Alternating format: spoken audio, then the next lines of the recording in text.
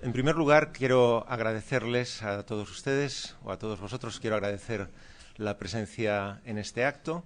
Desde el principio, Marina y yo diseñamos este seminario como un seminario de profesores y, efectivamente, pues todos aquí o sois profesores o profesionales especialmente cualificados, un público excepcional, además muy ocupado y con otras ofertas alternativas muy atractivas en Madrid este mismo día, por desgracia. Y bueno, a pesar de todo habéis venido, así que muchísimas gracias. Quiero agradecer también a Federico, después le presentará Marina, no solo el que nos acompañe, nos dirija esta sesión del seminario, sino también toda la ayuda que nos está prestando en el blog del ECJ Leading Cases. Muchos comentarios de sentencias, noticias, incluso temas que se plantean en los seminarios, son fruto del apoyo y la ayuda constante de Federico. Así que muchísimas gracias. También quiero aprovechar para dar la enhorabuena a Marina Vargas por su nombramiento como directora del gabinete del rector de la UNED, darle las gracias por el servicio que nos está prestando ya desde el lunes a la comunidad universitaria, además de sus numerosas obligaciones que siguen existiendo y sigue atendiendo, como siempre. Y sin más, te cedo la palabra, Marina, para que presentes a Federico. Gracias, Pedro. Muchas gracias, Federico. Me toca hacer una breve presentación y voy a ser breve, o procuraré. Los que están aquí presentes, muchos conocen a Federico. Él es un gran amigo, sobre todo, un maestro. Él es catedrático de Derecho Internacional Privado en la Universidad de las Islas Baleares. También tiene estudios de filosofía, y eso se nota en sus escritos. Y ha ocupado diversos cargos en la universidad. Voy a destacar solamente tres. Del 99 al 2004 fue secretario de la Facultad de Derecho de la Universidad de las Islas Baleares. Del 7 al 11, 2007 al 2011, secretario general de la Universidad de las Islas Baleares. Y desde el año 2009 y hasta finales del año 2010, presidente de la Comisión para la Reforma de los Estatutos de la Universidad. Además, es miembro del Consejo Social de dicha universidad. El profesor Garau es autor de importantes trabajos doctrinales de Derecho Internacional Privado, en particular de Derecho Procesal Civil Internacional, cuyas construcciones, podemos compartir o no, pero en todo caso no nos dejan indiferentes. Entre sus aportaciones científicas quiero destacar las de los últimos casi meses, menos de un año. Él lleva la crónica de actualidad de Derecho Internacional Privado de la Revista Electrónica de Estudios Internacionales. Últimamente nos cuestiona qué derecho internacional privado queremos para el siglo XXI, o, por ejemplo, la interpretación contra legem de la normativa de derecho internacional privado por el Tribunal de Justicia de la Unión Europea. ¿Es esto una usurpación o es una función legislativa? Nos reta siempre. Además, sus lecciones de Derecho Procesal Civil Internacional y, sobre todo, su construcción sobre los acuerdos internacionales de elección de foro son referencias obligadas si no queremos que nos digan que no nos hemos enterado. De modo que tenemos que dar las gracias a Federico por estas construcciones doctrinales. Por eso digo que él es una de esas personas que, aunque no le guste, podríamos llamarla como una persona de referencia. Y no solamente por los aspectos doctrinales a los que me acabo de referir, sino también porque para los internacional privatistas y cada vez para más profesores de otras áreas de conocimiento, de otras disciplinas, el blog Conflictus Legum, el blog de Federico, es un referente casi de autoridad. Personalmente puedo decir que desde hace 5 años no visito el BOE, sencillamente visito el blog de Federico. Y como decía una compañera el otro día en la Complutense, lo que no está en el blog de Federico es que no existe. Tiene en estos últimos 5 años 332.162 visitas para un blog de Derecho y de Derecho Internacional Privado, sobre todo. No es una cosa inapreciable. Me comentaba hace un momento que las visitas duran entre 15 minutos y 2 horas y que prácticamente tiene 3.700 entradas, 3.700 posts. Me consta además que Federico es uno de esos docentes que sienten la profunda e incomparable plenitud que produce la entrega a este oficio. Y escuchar a Federico, cuando nos habla de sus estudiantes, del enfoque de sus clases, de su comprensión del sistema del grado, es puro aprendizaje. Yo te lo agradezco, Federico, por todo esto que nos enseñas y además porque es un deleite. Gracias por acompañarnos. tienes la palabra. Bueno, la profesora Marina Vargas es un ejemplo de que en la vida lo más importante es la familia y los amigos. Porque claro, yo con amigos así ya no necesito nada más, es decir, ya mi autosatisfacción está rebosando. Yo le agradezco todas las palabras que ha tenido, fruto en gran medida de la amistad que mantenemos desde hace muchos años. Y quiero agradecer al profesor Pedro Herrera también y a Marina Vargas esta invitación a participar en un foro tan pujante, tan serio, tan apreciado como son estos seminarios del ICJ. Para mí es un honor, soy yo el honrado de estar aquí en este seminario y sobre todo de dirigirme a una concurrencia que impone por su especialización, por su dedicación a la universidad y por lo tanto me obliga a hacer un esfuerzo, creo que merece la pena. La UNED para mí, yo diría que es mi segunda casa universitaria. Es verdad que me he movido siempre dentro de la Universidad de las Islas Baleares, pero la UNED durante 15 años tuvo a bien darme cobijo como tutor. En esos años intenté ser útil a mis compañeros de área que confiaron en mí para que yo fuese tutor y para mí fue una experiencia inolvidable estar aquí en la UNED trabajando, aquí en el centro asociado que me correspondía de Palma, trabajando para intentar ser útil en la disciplina. Bueno, en el caso estaba junto hasta Derecho Internacional Público, tenía yo que asesorar. La UNED para mí es un modelo público, un modelo del servicio público de la educación superior. Yo últimamente, que tanto se habla de la excelencia, siempre recuerdo que la universidad, por ley, tenemos encomendado el servicio público de la educación superior a través de la investigación, de la docencia y del estudio. Y quiero recalcar a través de la investigación, de la docencia y del estudio.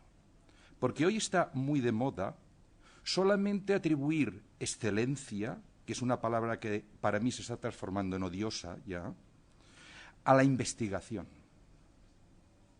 Y así creo que la universidad no puede seguir adelante. El servicio público que nosotros más importante desempeñamos es el de la docencia. Y la UNED llega donde no llegamos la mayoría de universidades. Penetra en capas sociales que la mayoría de universidades no logramos entrar en ellas.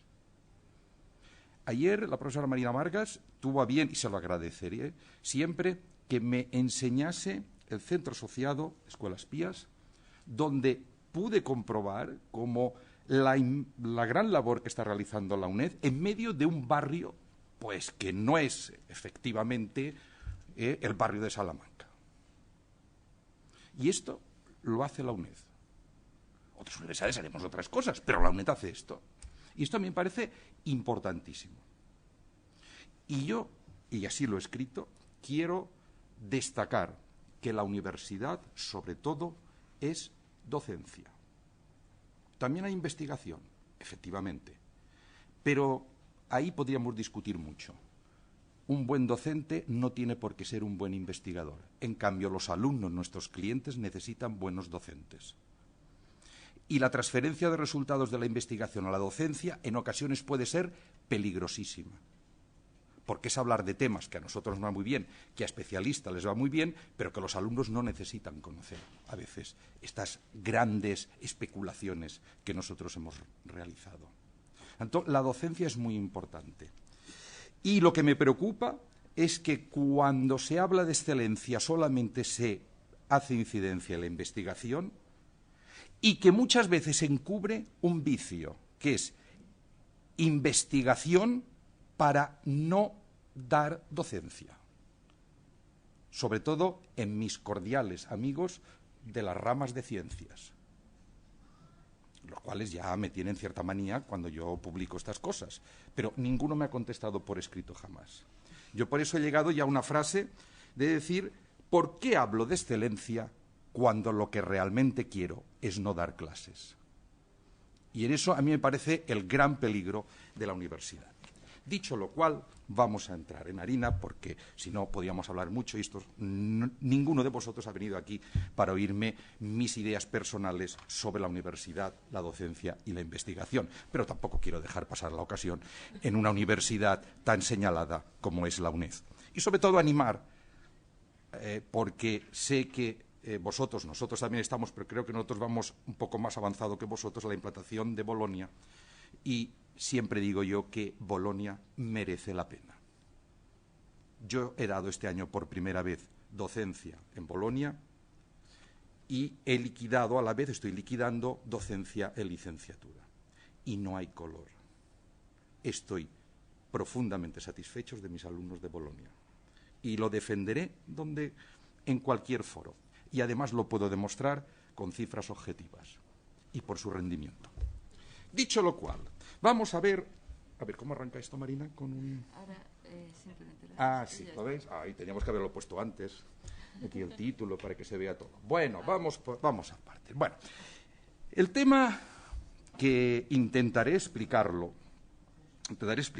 con mejor o peor fortuna, pero procuraré que sea la mejor fortuna, es el problema de la concurrencia o la colisión del reglamento Bruselas I, el reglamento 44/2001, que ya tiene fecha de caducidad, en enero del 2015 se quedará aparcado y será sustituido por un nuevo reglamento que ya está aprobado, con convenios específicos que obviamente contienen normas de competencia judicial internacional, normas de reconocimiento y declaración de ejecutividad.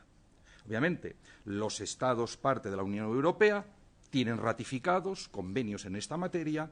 ¿Y qué sucede cuando colisionan con el reglamento Bruselas I? Bueno, para que os hagáis una idea, os he puesto un pequeño listado de cuestiones que nos podríamos plantear y que, a mi modo de entender, no son cuestiones menores derivadas de esta colisión. Claro, si tenemos un convenio con normas de competencia internacional, se aplican las normas del reglamento Bruselas I, por ejemplo, sobre litispendencia, sobre verificación de la competencia, o se aplican las propias normas del convenio especial. O un convenio especial que tiene normas específicas sobre reconocimiento y declaración de ejecutividad de resoluciones. ¿Debemos aplicar el procedimiento, los trámites procedimentales del convenio o los del reglamento Bruselas I? ¿O qué pasa cuando un convenio especial contiene normas de competencia judicial internacional y resulta que tenemos que emplazar al foro que sí ha ratificado ese convenio a personas que están domiciliadas en un Estado, obviamente de la Unión Europea, pero que no ha ratificado ese convenio especial? ¿Podemos hacerlo? ¿Puede declararse en este tipo de procesos, reconocerse y declarar ejecutiva una resolución que ha sido adoptada por este criterio en un Estado que sí que forma parte del convenio especial, pero que afecta a una persona que no está domiciliada en un Estado que no es parte del convenio especial? Claro, estos son cuestiones bastante complejas. Y a esto, y hay más, obviamente, por supuesto, estas son, podríamos decir, para daros una idea de lo que se nos viene encima. Y a todo esto intenta salir al paso un precepto del reglamento Bruselas I, un precepto que ahora, después lo diré, ha ganado en claridad, pero que nunca ha sido un precepto fácil o que hay que meterse en sus entrañas para ver que dice mucho más de lo que aparentemente parece que dice.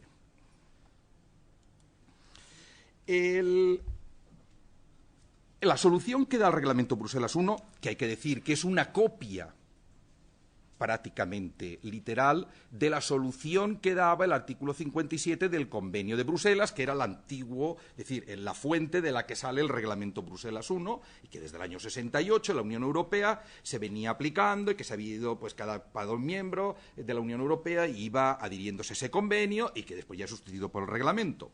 Bueno, entonces no es una solución improvisada ahora, sino que ya viene de finales de los años 60 con el Convenio de Bruselas de 1968. Bueno, no intenta este precepto solventar dos problemas que, por obvios, pues eso, le parecen demasiado obvios y ya no los trata. Primero, que es que el convenio no tiene normas de competencia judicial internacional directa. Bueno, pues si no tiene normas de competencia internacional directa, no plantea ningún problema. Tenemos el reglamento Bruselas I, ¿no? ¿O qué pasa cuando todos los Estados miembros son parte en el convenio específico? Pues tampoco plantea problemas que todos sean parte en el convenio específico. El problema viene cuando unos sí y otros no. Entonces, ahí empieza. Por lo tanto, estos dos problemas no interesan al reglamento, la solución, al artículo 71, que es el que lo reglamenta, y sí intenta salir al paso de dos cuestiones fundamentales. Primera, solamente es parte en el convenio específico, sobre una materia específica. Cuando hablo de esto, por ejemplo, el convenio CMR sobre contrato de transporte internacional de mercancías por carretera. Pues este es un convenio que ha dado además origen a jurisprudencia, o sea que es uno de los que más ha sido visitados por el Tribunal de Justicia para intentar poner orden en la interpretación del artículo 71. Bueno, pues entonces, unos Estados son parte en el convenio y otros no lo es. Por ejemplo, el Estado de origen donde está la resolución es parte, el Estado requerido no lo es. Entonces, ¿qué pasa en este supuesto? O el convenio solo contiene normas de competencia judicial internacional, pero no toca el tema del reconocimiento de las sentencias que se han adoptado al amparo de esas normas de competencia judicial internacional. Bueno, pues a ello se dedica el artículo 71 del reglamento. Vamos a ver entonces ahora la solución expressis verbis en su tenor literal, en la literalidad, lo que dice el artículo 71. Que vamos a intentar desentrañarlo porque tiene sus recovecos y después veremos la interpretación, que, bueno, no tiene por qué acabar diciendo exactamente lo que queríamos que diría la interpretación literal del precepto. Pero eso ya ha correspondido al Tribunal de Justicia de la Unión Europea. Vamos a ver.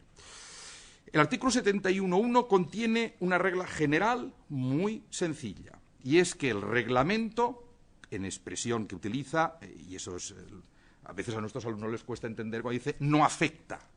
¿Qué quiere decir? ¿Que no afecta a los convenios específicos? Pues que los respeta, ni más ni menos. Tanto, no afecta a que haya convenios en materias específicas que regulen la competencia judicial internacional, la competencia y el reconocimiento, o solo la competencia, no salga nada del reconocimiento, etcétera. Por lo tanto, eso es una norma muy importante, porque invierte la regla general del artículo 69 del propio reglamento, que es que, y si a poco que conozcáis otros reglamentos de la Unión Europea, Bruselas II, y si ya nos vamos los de alimentos, etcétera, es decir, que prima siempre la norma de la Unión Europea sobre el resto de convenios. El artículo 69 es lo que ha dicho. Este reglamento prima tal, desplaza a convenios bilaterales, desplaza a convenios multilaterales entre Estados miembros, porque a veces hablar de multilateral porque van a veces por bloques, por ejemplo los nórdicos tienen varios convenios entre ellos, normalmente son bilaterales, entonces, y además se enumeran para que no nos dejemos ninguno. Pues estos quedan desplazados por el reglamento Bruselas I, obviamente en las materias que son coincidentes entre el reglamento Bruselas I y el convenio. Bueno, por lo tanto, la regla esta es importante porque invierte lo que es la norma que viene utilizando siempre la Unión Europea. Tenéis el texto del artículo 71, el presente reglamento no afectará a los convenios en que los Estados miembros fueren parte y que en materias particulares regularan la competencia judicial, el reconocimiento de la ejecución. Por tanto, esta es la regla. Fijaos, bastaría haber dicho esto y ya está, porque lo que viene a partir de ahora es una interpretación auténtica de esto. Por lo tanto, la regla general se contiene exclusivamente en estas 4 líneas que estáis viendo. Aquí podíamos acabar de decir, bueno, pues eso es lo que dice el reglamento, que no afectará, por tanto podemos aplicarlo. Pero claro, esto genera muchos problemas en las preguntas como habéis visto al principio. ¿Qué pasa si unos sí y otros no? Bueno, pues esto parece que no nos soluciona el problema. Por lo tanto, vamos a ver, en esta regla general supone que el reglamento Bruselas I se aplica cuando el convenio especial sobre una materia especial no tiene normas de competencia judicial internacional. Obviamente, no tiene normas de competencia judicial internacional, se aplican las normas del reglamento Bruselas I ante esta carencia. ¿O qué pasa también cuando las normas de competencia internacional del convenio especial entran en contradicción con los objetivos del reglamento Bruselas I? Entonces, también se aplica el reglamento Bruselas I. Claro, esta última cuestión es complicada. Es complicada porque dice, bueno, y esto lo dice, no, esto lo dice el Tribunal Comunitario, como veremos después. El Tribunal de la Unión Europea, ahí sí que ha interpretado, ya en un concepto muy avanzado que a mí me parece bastante interesante. Es decir, no puede ir el convenio especial contra los principios de cooperación jurídica internacional. Pero veremos esto cómo lo desarrolla el Tribunal de la Unión Europea. Por lo tanto, tenemos que el reglamento Bruselas I, en principio, bueno, pues no afecta, pero tiene su vis expansiva. No hay normas de competencia internacional y cuando el convenio especial puede entrar en contradicción con el reglamento, porque entonces esto distorsionaría todo el sistema, la coherencia del sistema de la Unión Europea, que es importante preservarla. Claro, cuando yo aquí hablo, y ahora ya lo advierto para las veces que nos salga, cuando hablo de normas de competencia internacional, no solo son foros, son lo que podemos denominar también las normas de, por decirlo de alguna manera gráficamente, de funcionamiento de la competencia internacional. Y aquí es donde básicamente surgen los problemas. Tiene una norma de litispendencia, de comprobación de la competencia del juez de origen, de acumulación de acciones. Vale, estas son las que plantean más problemas. No el que uno tenga un foro y otro tenga otro foro, bueno, que esto más o menos lo podemos superar, pero no en las normas de aplicación de los foros. Y concretamente en las de litispendencia, esas son las que plantean más problemas. Y esta regla del artículo 71 afecta ahora, con el reglamento 44, a los convenios de futuro.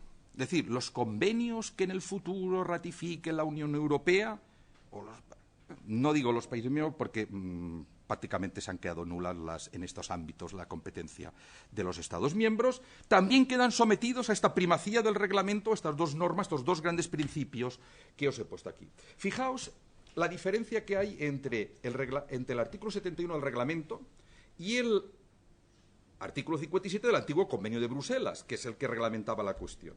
Fijaos cómo solamente se diferencia en una expresión, ¿sí?, que es el llegaren a ser partes, que decía el Convenio de Bruselas.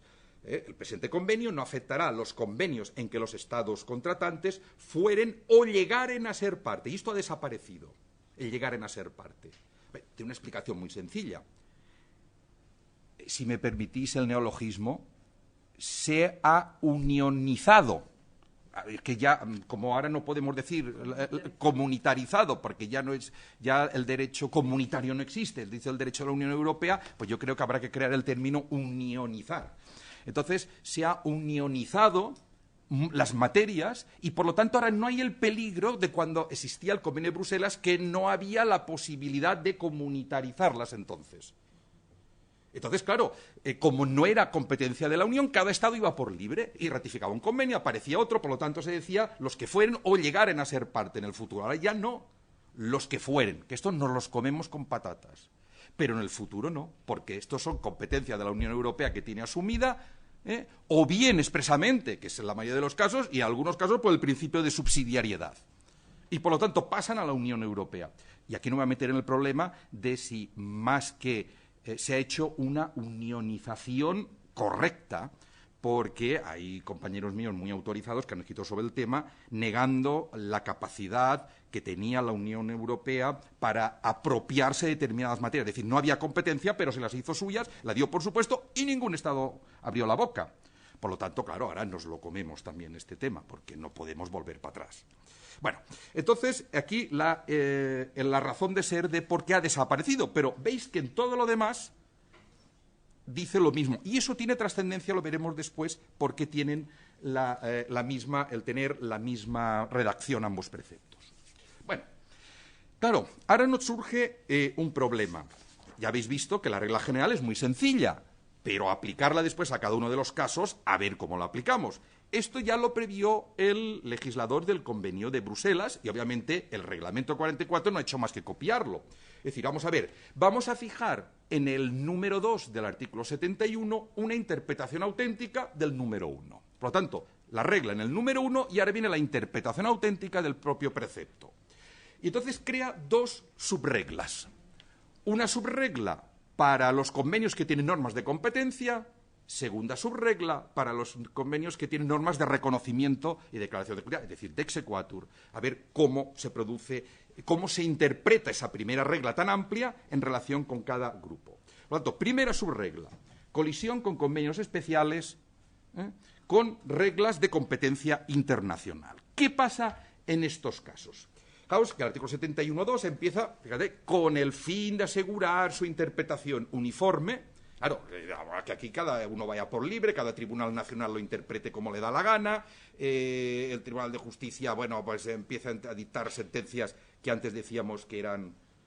había cierta coherencia, de cada vez creo que menos, no sé qué ha pasado con los jueces del Tribunal de la Unión Europea. Claro, no interviene muchas veces el abogado general, para ellos, para quitarse trabajo de encima, el abogado no interviene, no informa, después resulta que el juez ponente es uno que viene de un sistema que, en fin, que no comprende muy bien eso, los otros no dicen nada, para decirle, oye, pero tú qué estás diciendo aquí. Entonces, pues se ha corregido, se ha puesto al legislador, como ha dicho la persona María Magá, yo tengo un trabajo dedicado, pues que el Tribunal de Justicia de la Unión Europea se ha puesto a legislar. Bueno, pues mire usted, perdone, pero no puede hacerlo. Lo que quiere hacer es interpretar. Entonces, bueno, ante todos estos problemas, pues ya se ponía y decía, bueno, vamos a ver cómo interpretamos. Dice, pues para asegurar la interpretación, el apartado 1 se aplicará como sigue. Y ahora establece la primera. Dice, los tribunales de un Estado miembro pueden fundar la competencia en un convenio especial, aun cuando la persona demandada esté domiciliada en un Estado miembro que no ha ratificado el convenio especial. Vamos a ver, este precepto, el 71, fue introducido en el convenio de adhesión al convenio de Bruselas del 78, es decir, con la incorporación de Gran Bretaña, de Reino Unido y de Gran Bretaña e Irlanda. Entonces, el comentarista, el que hizo el informe, el profesor Schlosser, comenta esto, qué quería decirse con esto, y entonces pone un ejemplo. Yo saco ahí el ejemplo porque puede ser complicadísimo. Dice, imaginaos que en el Rin, concretamente en la parte del río Rin, que es frontera natural entre Francia y Alemania, hay un accidente fluvial. Claro, ¿dónde se ha entendido producido el accidente? Como además por la noche no sabemos si estaba en la parte alemana o estaba en la parte francesa. Bueno, ¿y eso tiene relevancia? Sí, porque claro, los tribunales del lugar donde se ha producido el hecho dañoso no se sabe dónde están. Bien, entonces resulta que tanto Francia como Alemania son parte en el Convenio Internacional para la Navegación del Rin, que tiene normas de competencia internacional. Y entonces ahí da un foro que no comparte, obviamente, entonces era el Convenio de Bruselas, ahora el reglamento, que es el primer tribunal que empieza a conocer, al que se plantea la demanda, conoce del asunto. ¿Vale? ¿Qué pasa si resulta que el naviero tiene su domicilio en Luxemburgo? Que obviamente, podríamos decir en España, no es parte en el convenio de la navegación del Rin. Bueno, España igual podría ser parte en el convenio, porque como hemos ratificado tantos convenios, daba igual que ratificásemos uno más, que era el de la navegación del Rin, aun cuando el Rin no pase por España. Pero bueno, tendríamos otro convenio más para poner en la lista, porque nunca hemos tenido política para saber cuándo ratificamos una cosa u otra con seriedad. Bueno, entonces, lo que sí es claro es que Luxemburgo no. Ahora dice, ¿puede ser emplazado el naviero domiciliado en Luxemburgo, que no es parte en el convenio para la navegación del Rin, ante un tribunal francés o ante un tribunal alemán, en virtud del foro específico del convenio para la navegación del Rin? Pues, según lo que dice el artículo 71, es que sí puede. Y da igual que esté domiciliado en un Estado que no es parte en el convenio para la navegación del Rin, porque el reglamento Bruselas I se lo permite. Por lo tanto, esto ya no choca. O sea, que nosotros podemos ser emplazados ante un tribunal de un Estado miembro en virtud de un foro de competencia judicial internacional directa de un convenio que España no ha ratificado. Pues sí, así de claro. Mientras sea en materia civil o mercantil, que no sea de las materias civiles o mercantiles excluidas del reglamento Bruselas I. Fijaos ahora el texto del 71.1 en la letra A, que trata esta primera subregla. El presente reglamento no impedirá que un tribunal de un Estado miembro que fuere parte en un convenio relativo a una materia particular, convenio para la navegación del Rin, pudiera fundamentar su competencia en dicho convenio, aunque el demandado estuviese domiciliado en un Estado miembro no parte en tal convenio, Luxemburgo. Más claro agua. Te lo está permitiendo esta primera subregla que intenta salir al paso de esto. Bueno, eso sí, pone una cautela en estos casos el reglamento, y es que el tribunal ante el que se presenta la demanda deberá examinar de oficio la competencia. Deberá decir si es competente o no para entender el asunto como una cautela hacia la parte demandada. Por lo tanto, él deberá examinar si, de acuerdo al convenio para la navegación del Rin, que claro, que el tribunal del foro que está entendiendo el asunto sí que es parte en él, pues está bien aplicado ese foro y puede ser emplazado válidamente en virtud del foro del convenio especial. Esta es la cautela que se pone. Por lo tanto, acaba diciendo la letra A del 71.2 que el tribunal que conociere del asunto aplicará en todo caso el artículo 26 del presente reglamento. Bueno, segunda subregla. Ya hemos dejado cómo casa el reglamento Bruselas I con los convenios específicos, con normas de competencia internacional. Vamos a ver cómo casa con los convenios que tienen normas de reconocimiento y declaración de ejecutividad o de exequatur. Las resoluciones que se dicten en un Estado miembro y que se basen la competencia para dictar la resolución en un convenio, en un foro de un convenio específico, se reconocerán a través del reglamento Bruselas I.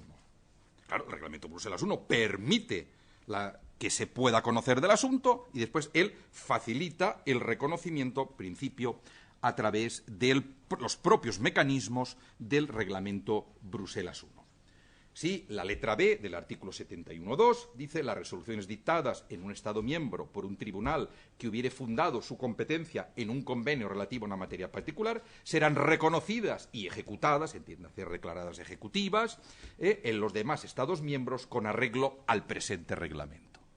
Por lo tanto, ya vemos aquí, entonces, cómo hemos basado la competencia en uno, pero el reconocimiento lo llevamos al reglamento Bruselas I. Ahora bien, esto no queda aquí.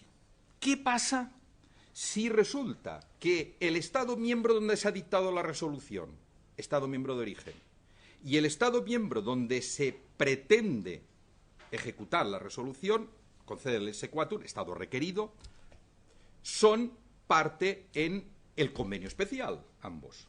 Esto puede suceder. Por ejemplo, en los convenios del convenio para la navegación del Rin, pues el armador no estuviese en Luxemburgo domiciliado, sino estuviese en Francia. Claro, dice, bueno, pues en este caso, si ambos son parte del convenio especial, y obviamente ya se da por supuesto que han aplicado las normas del convenio especial, pues eso lo permite el artículo 71.1 sin ningún problema, hay dos posibilidades. ¿Qué pasa si el convenio especial contiene, se dice, condiciones de reconocimiento y declaración de ejecutividad? Bueno, pues se aplican las del convenio. Claro, ¿qué quiere decir condiciones? El término, ¿qué son condiciones? O sea, esto, dicho en términos de derecho procesal civil internacional, serían presupuestos del reconocimiento, motivos de denegación del reconocimiento. Que se hayan respetado los derechos de defensa de las partes, que no sea contraria, que la ejecución, el reconocimiento no sea contrario al pueblo, que no entre en contradicción con una sentencia anterior, etcétera. si contiene estas condiciones, es decir, presupuestos y motivos de denegación, se aplicables los del convenio especial cuando ambos países, Estado de origen y Estado requerido, son partes. Y dice, cuando un convenio relativo a una materia particular en el que fueren parte el Estado miembro de origen y el Estado miembro requerido estableciere las condiciones para el reconocimiento y la ejecución, se aplicarán dichas condiciones. Es decir, se aplicarán los presupuestos y los motivos de denegación del convenio especial, no los del reglamento Bruselas I.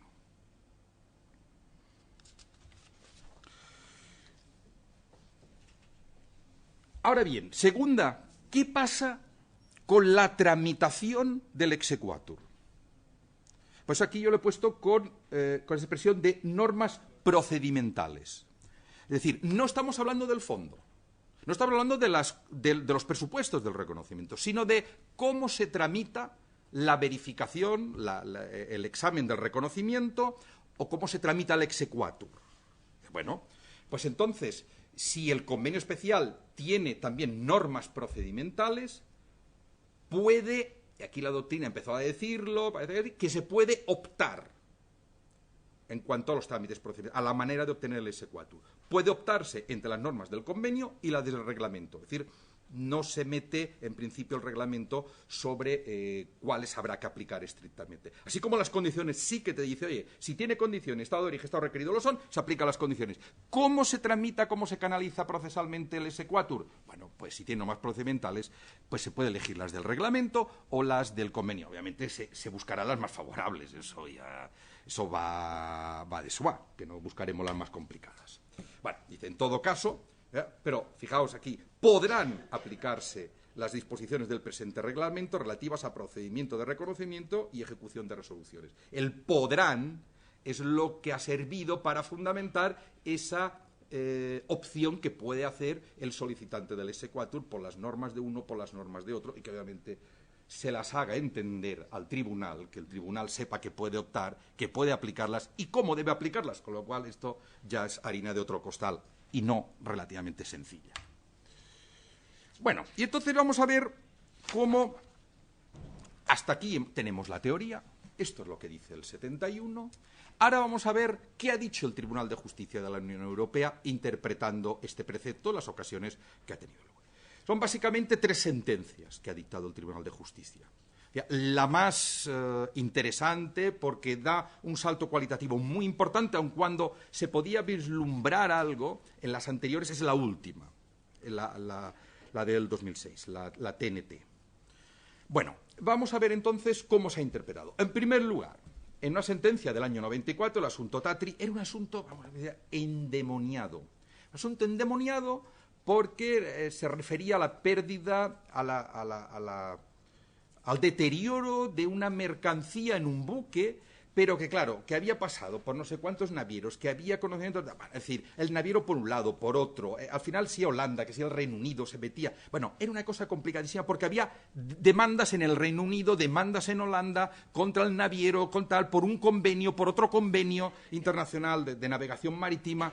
Es un entramado de acciones brutal, pero sí que ahí se analizó un problema que era la compatibilidad de algunas normas del convenio. Concretamente se trataba en este caso, el que se analizaba era el convenio de Bruselas del 51 sobre embargo preventivo de buques, si efectivamente era compatible con entonces el convenio de Bruselas de 1968. Entonces, la conclusión a la que llega el tribunal, en este caso, porque había muchas más cuestiones, se analizaban muchos más preceptos, pero solamente había la primera cuestión que se refería precisamente al artículo 71. Decía que las normas del convenio con disposiciones de competencia internacional solamente son aplicables cuando regulan aspectos que el reglamento no regula. Aquí vuelvo a recordaros lo que os he dicho antes. Cuando habla de normas de competencia internacional, no son foros solamente, son las normas de aplicación de los foros. Aquí básicamente estamos ante los problemas de litispendencia, si se podían paralizar procesos porque había acciones en diversos países. Entonces dice, bueno, no, las del convenio especial se pueden aplicar siempre que el reglamento, entonces sea el convenio de Bruselas, no tenga normas que reglamenten esto, porque entonces podía entrar en contradicción. Entonces, hace una matización importante. Oye, cualquiera, todas... No. Lo que no puede ser es que si el reglamento Bruselas I tiene unas normas de estas, realmente litis pendencia, el otro tiene otras y son contradictorias, pues no, son las del reglamento Bruselas I, las que priman en este caso. Segunda sentencia, la Nürnberger, del año 2004, tema de seguros. Entonces nos encontramos con el examen de oficio de la competencia. Claro, ahí había un problema, es decir, ¿debe el Tribunal Nacional debe examinar de oficio su competencia? Claro, perdona que os lea el precepto, el inicio, porque si no, me decís, bueno, y esto parece que clarísimo. No. El artículo 26 del reglamento actual dice: cuando una persona domiciliada en un Estado miembro fuere demandada ante un tribunal de otro Estado miembro y no compareciere, dicho tribunal se declarará de oficio incompetente si su competencia no estuviese fundamentada en las disposiciones del presente reglamento. Fijaos, esto es el precepto, esto es uno de esos preceptos de aplicación de los foros, y te dice que cuando en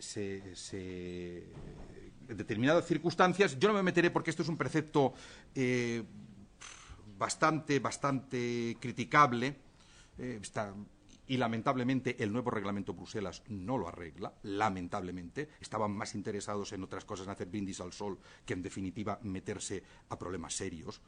Porque, por ejemplo, cuando una persona domiciliada en un Estado miembro fuese demandada ante los tribunales de otro Estado miembro.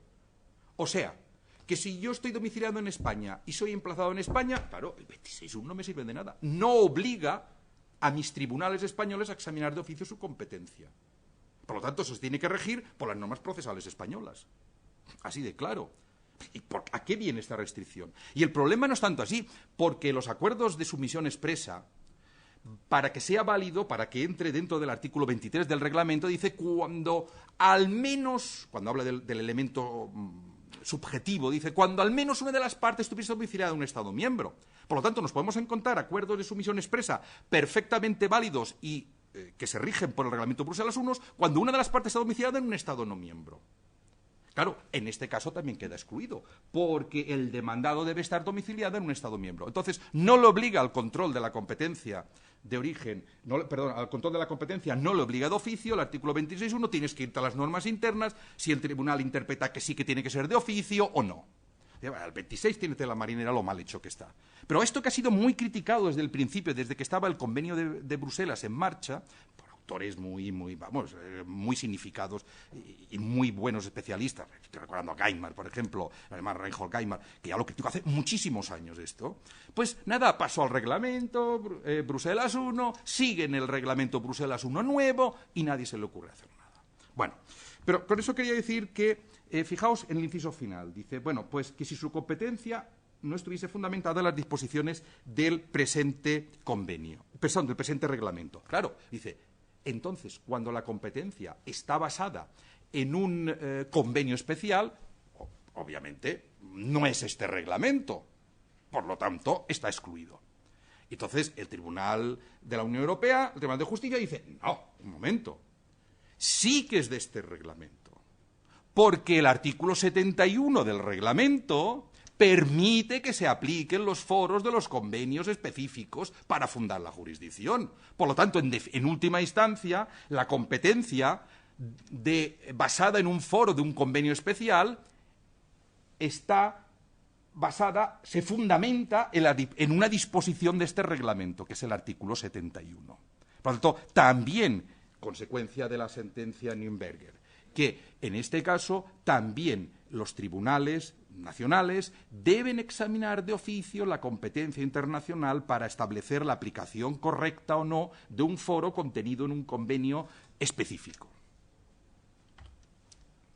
Y bueno, y llegamos a la última sentencia, la TNT Express, que esta es la que da el giro a todo. Fijaos que habíamos tenido 94, 2004 la siguiente, 2010 la última, y esta, efectivamente, como os decía, esta es bastante atractiva, es decir, dice muchísimo, pero el otro era cuestiones muy muy concretas, claro, el tribunal resuelve cuestiones muy concretas que se le plantean, pero no se metía en grandes honduras. No, una cosa que creo que no os he dicho es que ¿por qué el artículo 71 respeta los foros de los convenios específicos? Hombre, si la regla general ha sido que siempre prima el reglamento, ¿por qué en este caso, que es que se le fue la olla al legislador y dijo, vamos a poner ahora que se respetan los foros del reglamento del convenio de Bruselas? No, siempre ha dicho que, ¿por qué se opta por esta solución? Porque esos convenios tienen unos foros pensados en la problemática del convenio. Lo que no podemos, es decir, es ahora cambiar todo el sistema, porque entonces no tendría sentido. El reglamento parte de otro sistema, de un sistema más materia civil y mercantil, después atiende a algunos negocios jurídicos en particular, pero como estos son convenios específicos sobre materia, por ejemplo, el de la navegación del Rin. El reglamento Bruselas 1 no está pensado para esto. En cambio, tiene unos foros que sí que están pensados específicamente para la problemática de ese convenio. De aquí que la solución que se optase al 71 no es una solución absurda o echada a los dados, sino sencillamente porque se incardina dentro de un convenio con una problemática específica, con unas reglas específicas y que, por lo tanto, tiene coherencia dentro de ese convenio. Aquí el respeto. Bueno, vayamos a ver qué dice la TNT Express. Dice que el artículo 71, que es el que fue objeto aquí, además, a título principal, era un problema de si se aplicaba las normas de examen de la competencia y litispendencia del convenio CMR sobre contrato de transportes de mercancías por carretera o se aplicaba las normas del reglamento Bruselas 1. Esto es lo que subyacía en la demanda que llega al tribunal TNT. Bueno, el artículo 71 dice, vale, muy bien, sabemos lo que dice, pero debe interpretarse en atención al contexto y a los objetivos del reglamento Bruselas 1. Y aquí se refiere, cuando habla de contexto y sobre todo objetivos, los objetivos, se refiere a una cosa muy concreta, dice, a la cooperación internacional. Vamos a ver, ¿por qué existe el reglamento Bruselas 1? Pues el reglamento Bruselas 1 existe para favorecer la cooperación internacional. Por lo tanto, un convenio específico con sus normas de competencia internacional y las que lleva también complementarias no pueden ir contra la cooperación internacional, porque entonces lo que haría sería burlarse del reglamento Bruselas 1. Entonces, especifica el tribunal. Dice, bueno, ¿y a qué me estamos refiriendo? ¿Cuáles son estos objetivos del reglamento Bruselas 1 visto desde la óptica de la cooperación internacional? Bueno, y entonces realiza un análisis fundamentándose en los considerandos del reglamento Bruselas 1. En primer lugar, es establecer la libre circulación de resoluciones. Esto se contiene en el considerando 6 del reglamento. ¿Vale? Entonces, ¿para qué se ha puesto el reglamento? ¿Para qué se ha aprobado? Pues para que las sentencias circulen más fácilmente dentro de la Unión Europea. Segundo, ¿qué pretende el reglamento? El principio de seguridad jurídica, estableciendo que los foros sean previsibles. Por lo tanto, claridad en los foros, sabiendo dónde uno puede ser demandado y el demandante dónde puede poner la acción, pero eso con claridad. Este es otro principio del reglamento. Tercera, el principio de la buena administración de justicia. Bueno, ¿esto qué es la buena administración de justicia? Esto parece una cosa muy etérea. Bueno, pues en definitiva, cuando este principio lo que quiere decir, lo que se deduce del considerando 12, que es al que se refiere él, es lo que nosotros en Derecho Procesal Internacional denominamos el principio de proximidad o de vinculación razonable. Es decir, si examinamos los foros del reglamento Bruselas 1, veremos que son foros proporcionados. Y yo entiendo la palabra proporcionado como opuesto a exorbitante. Es decir, que siempre se atribuye el conocimiento de la causa a un tribunal o a tribunales que están más vinculados con el objeto del litigio. Y esto lo hemos hablado muchas veces, pues que no tiene sentido determinados foros para conocer. Es decir, ¿los tribunales pueden conocer de cualquier litigio, tal? Pues no pueden conocer de cualquier litigio. Primer shock para nuestros alumnos. Porque claro, ellos como han estudiado Derecho Procesal, la Ley de Enjuiciamiento Civil, si aquí en España podemos entender cualquier litigio. Bueno, ya sabes que entendemos de muchos litigios aquí, pero todavía más litigios. Entonces, el primer choque es decir, no todos, solamente algunos. ¿Cuáles? Volumen de negocio se calcula por el principio de proximidad o de vinculación razonable. Es decir, cuando le digo a mis alumnos, ahora, pensad, vosotros, ¿qué exigiríais para que conociesen los tribunales españoles? Bueno, y después de 5 minutos de reflexionar y de 10 de empujarles, te llegan a decir, no, pues que haya algo que lo vincule con el territorio español.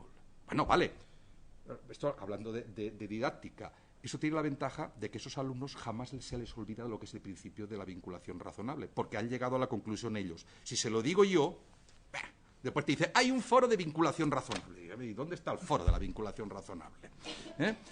Porque esto vale más que lleguen ellos a la conclusión, y entonces no se les olvida jamás el principio de vinculación razonable. Y dice, bueno, y entonces, si fuese un pleito tal, les pones un pleito, ¿qué exigirías tú o exigiríais vosotros para que los tribunales españoles fuesen competentes? Te dicen cosas que lo vinculan con España. ¿Veis? Entonces, cualquier foro busca eso. El legislador no pone porque sí. Lo otro caeríamos en lo que ya es muy clásico del derecho, que era de Rolando Quadri, cuando decía, esto es un imperialismo jurisdiccional. Bueno, esa frase que hizo tanta fortuna en el procesal internacional, bueno, pues es lo contrario del principio de proximidad. Bueno, pues esto, el principio de proximidad, redunda en la buena administración de justicia, que en definitiva no se nos colapsen más los tribunales. Bueno, también podemos subir las tasas judiciales y entonces tampoco se nos colapsan los tribunales.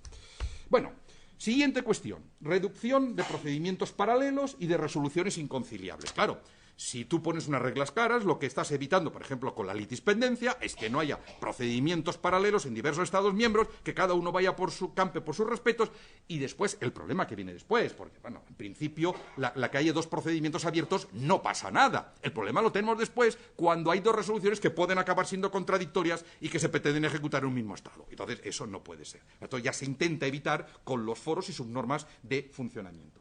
Y, finalmente, el principio que se encaja la mandíbula cuando le dices el de confianza recíproca de la Unión Europea.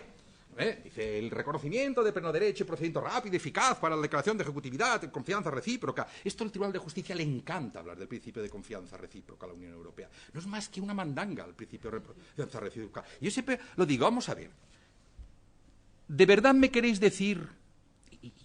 Bueno, no quiero ofender a nadie, pido perdón si alguien está muy vinculado con un país, que una sentencia dictada en Bulgaria es igual que una sentencia dictada en Alemania? Pues que me perdonen, yo creo que no. Los sistemas procesales, judiciales, a pesar de todo lo que se ha evolucionado y que está la Unión Europea, son muy distintos.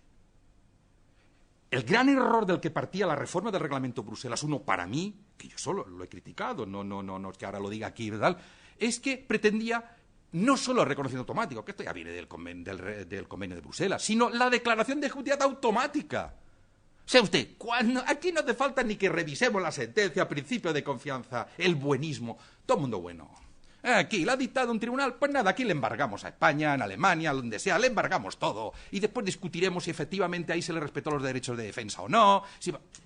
¿Dónde vamos a parar?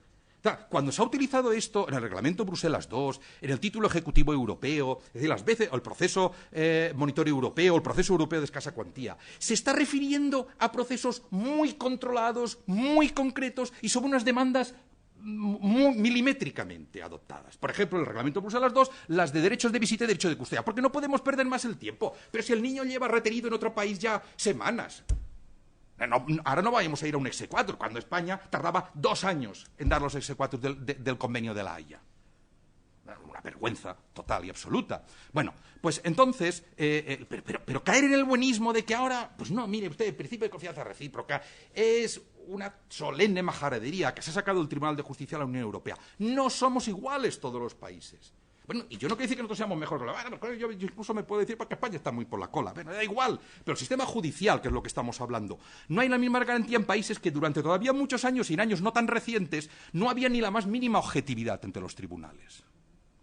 Por lo tanto, esto tiene que evolucionar mucho más. Yo no digo que no sea una cuestión que se tenga que adoptar en el futuro, pero en este momento, tal como están las cosas, yo personalmente tengo grandes dudas de que estos principios sean. Pero es igual, está ahí, lo saca. Ahora, solo faltaría que el Tribunal de Justicia no volviese a sacar el principio de confianza recíproca en la Unión Europea, que le encanta. Yo creo que es como un copy-paste, que siempre, confianza recíproca ya lo tiene. O si no, el programa de ordenador con los que escriben los jueces, los secretarios, ya deben estar...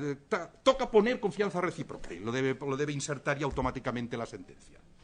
¿Qué pasa, entonces? Que el artículo 71 debe existir o tiene que favorecer su interpretación un equilibrio entre la literalidad, y eso sí que es fundamental, la coherencia del sistema. No puede ser que interpretando nosotros el convenio específico según el artículo 71, entonces se nos caiga la coherencia del sistema. Y la Unión Europea es especialmente proclive a cargarse la coherencia del sistema. Últimamente ha enloquecido la Unión Europea, al menos en las normas de derecho internacional privado. Ha enloquecido totalmente. Las normas no se entienden. No las entendemos los especialistas. No quiero ni pensar un pobre juez y un pobre abogado. Y solamente citaré el ejemplo de alimentos. Una de las catástrofes más horrorosas que ha hecho la Unión Europea es el Reglamento 4/2009. ¿Por qué? Porque lo hicieron especialistas, donde cada uno quería meter su teoría. El Reglamento sobre sucesiones es un horror.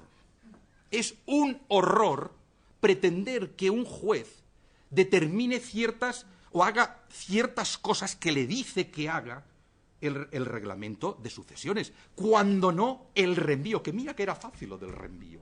Pues ahora ya no sabemos cuándo hay reenvío. O sea, te tienes que poner a analizar el derecho sustantivo, aquel donde tal. Dice, pero esto, ¿cómo un juez le vas a hacer esto? Pero bueno, el de alimentos es un horror.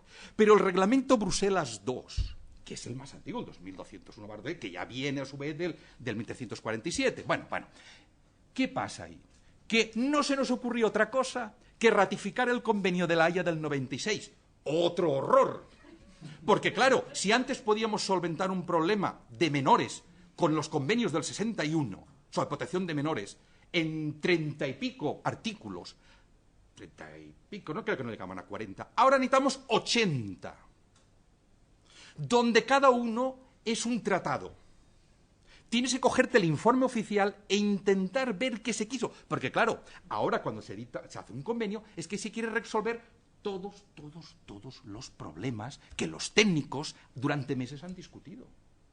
¿Y dónde está la autonomía de los tribunales? En derecho internacional privado, que me perdonarán, pero es tan rico que nosotros ponemos y decimos, bueno, ¿dónde sacan los casos de internacional privado? Y hace muchos años que lo digo, la revista Hola, en semana y en 10 minutos, mire usted, si aquí está pleiteando todo el mundo extranjero, Hollywood, vamos. ¿Para qué tenemos que ir a sentencias y a libros de texto? Si la vida es muy rica en esto. Claro, entonces, querer solventar todo, esto crea unas normas farragosas, que son la excepción de la excepción, la excepción de la excepción de la excepción, nueva regla, cambio y otra excepción. Bueno, el juez lee aquello y dice, ¿y yo qué narices sé qué norma tengo que aplicar? Es decir, ¿qué pasa? Que nos encontramos, por ejemplo, para decir, Reglamento Bruselas II, el concepto de menor es distinto al del convenio de La Haya del 96, y ambos se entrecruzan. A ver, que alguien me explique a mí esto como casa. Es decir, lo que volvía antes, ratificamos convenios sin preocuparnos de que estamos ratificando. Por lo tanto, nos daría igual ratificar el convenio para la navegación del Rin. Yo lo voy a proponer que se ratifique, porque da igual. Si hemos ratificado convenios de este estilo, ¿por qué no vamos a ratificar el otro? Pero quiere decir que la coherencia del sistema es muy importante, pero la Unión Europea no cree en la coherencia del sistema. Le da igual que ahora tengamos un galimatías de fuentes sobre alimentos, fuentes bilaterales. Bueno, os diré el horror total.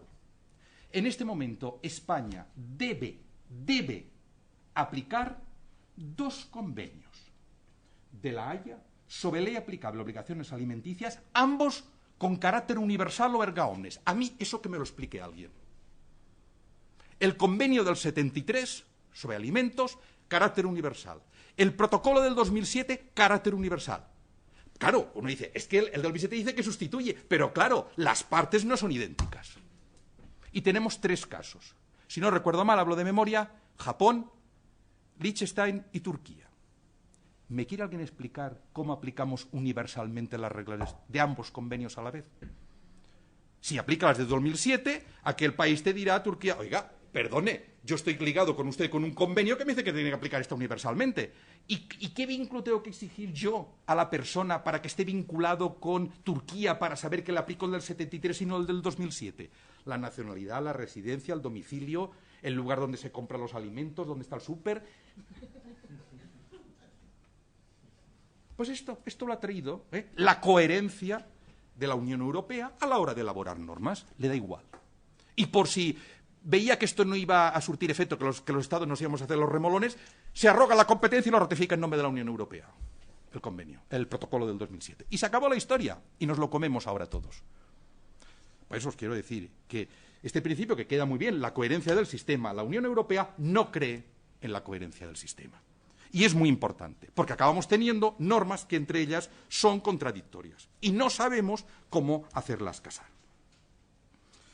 Vamos a ver qué conclusiones tiene la sentencia, vamos a sacar de la sentencia TNT Express. Primera, las normas de competencia judicial internacional del convenio especial deben tener, dice, claro, no olvidéis, que el Tribunal de Justicia de la Unión Europea falla para tribunales nacionales. Él no zanja el asunto. Por lo tanto, dice, esto lo tendrá que resolver el Tribunal Nacional.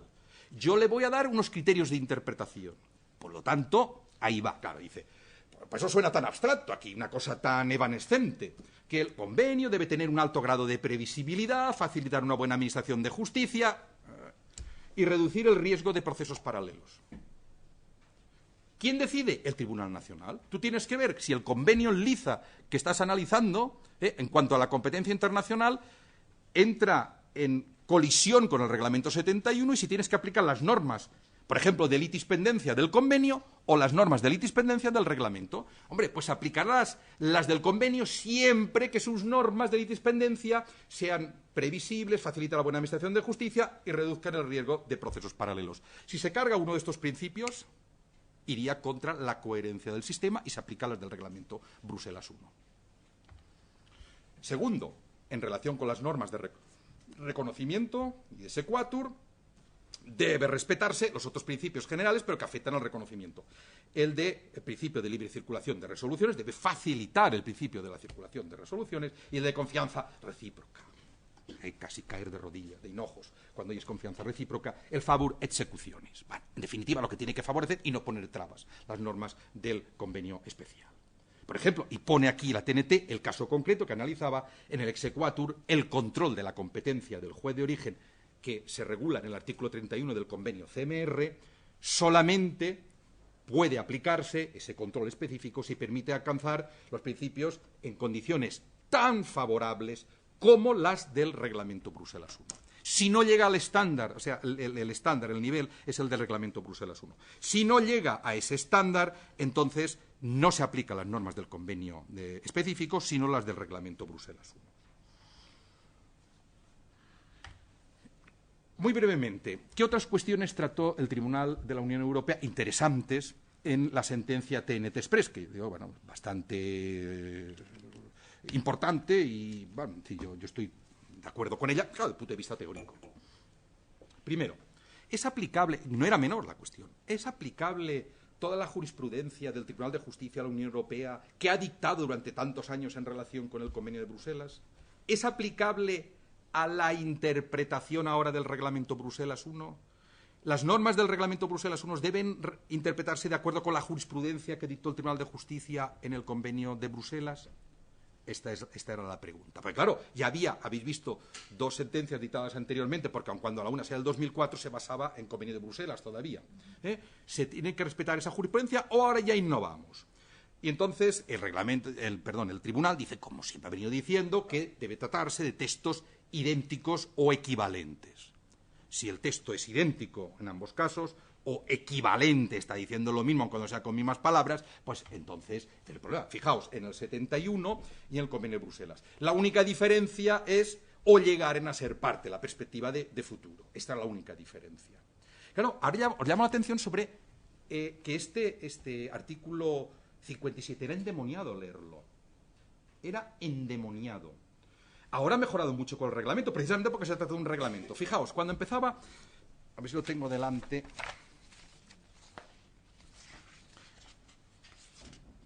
Mirad, cuando empezaba decía, el presente, en clave de convenio de Bruselas, el presente convenio no impedirá que un tribunal de un Estado miembro que fuere parte en un convenio relativo a una materia particular pudiera fundamentar su competencia en dicho convenio. Ya empezabas a dudar qué convenio era.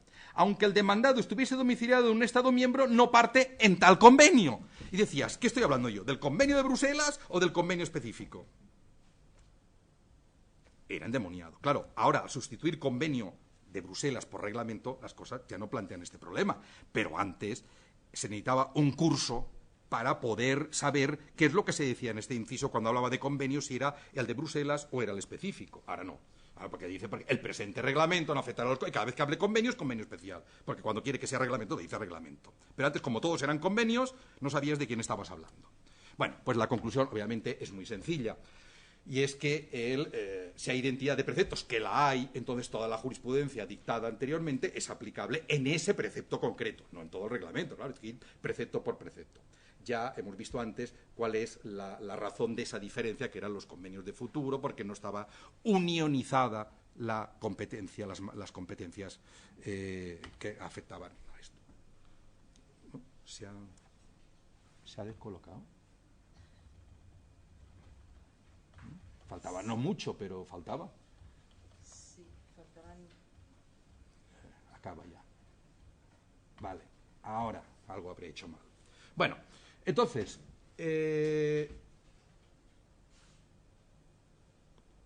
vale, segunda cuestión, me había perdido con esto. Segunda cuestión que trata.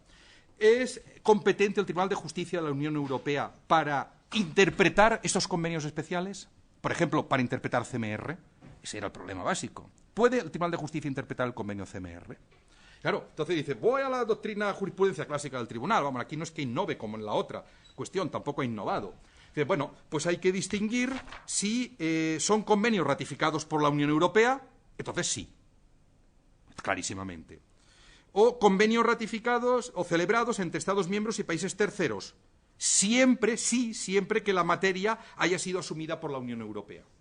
Se haya unionizado la materia. Si no, no. Entonces dice, CMR, no puedo entrar. ¿Por qué? Porque la materia objeto del CMR no es competencia de la Unión Europea. De momento. Si algún día lo es, empezaremos después también a interpretar CMR. ¿Qué es lo que hace que interpreta de CMR? Las partes de derecho procesal internacional. Porque sí que está unionizado el procesal internacional mediante el reglamento Bruselas I.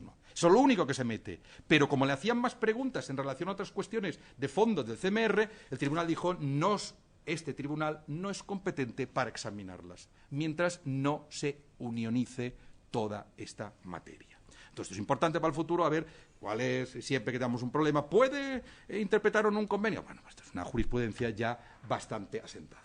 ¿Qué pasa con el nuevo reglamento Bruselas I, futuro inmediato, el reglamento 1215/2012?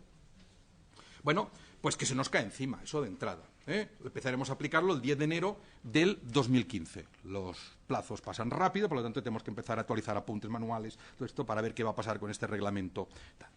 El nuevo artículo 71, que además es 71, tiene el mismo numeral, es idéntico al actual, solo cambiando el tiempo verbal.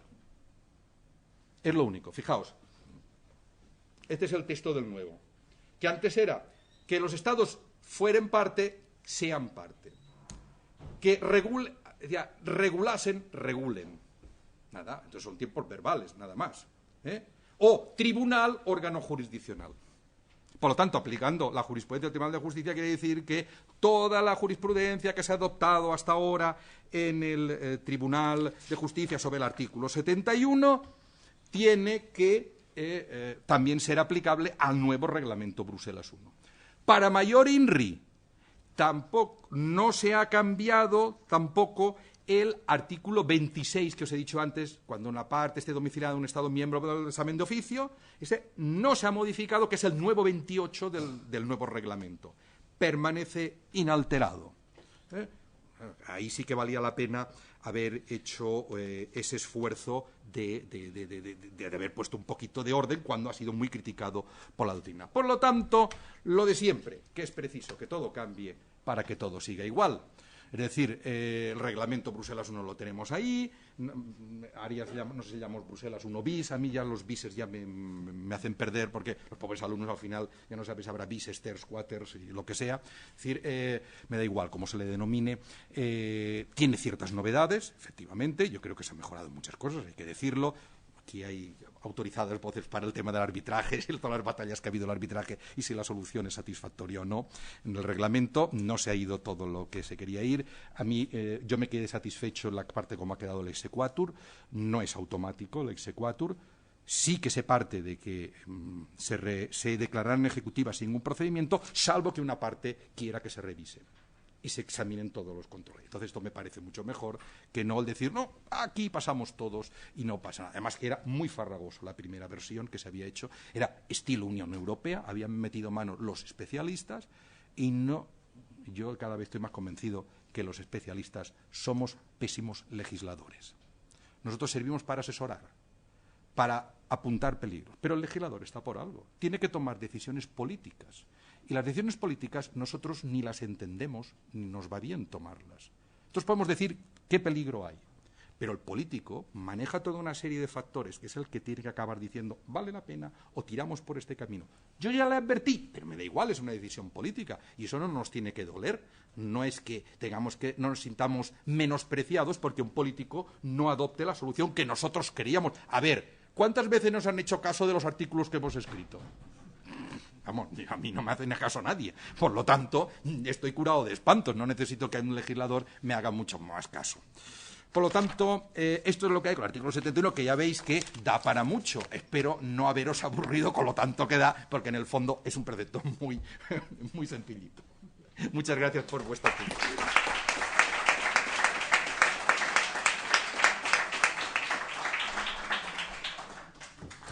Bueno, muchísimas gracias, Federico. Dado el tiempo, el poquito tiempo que queda, no voy a hacer comentario alguno. Estoy seguro que todos han disfrutado muchísimo, pero además nos has provocado, como de costumbre. Doy la palabra a las personas que se encuentran entre nosotros. Concha Escobar, por favor. Muchas gracias.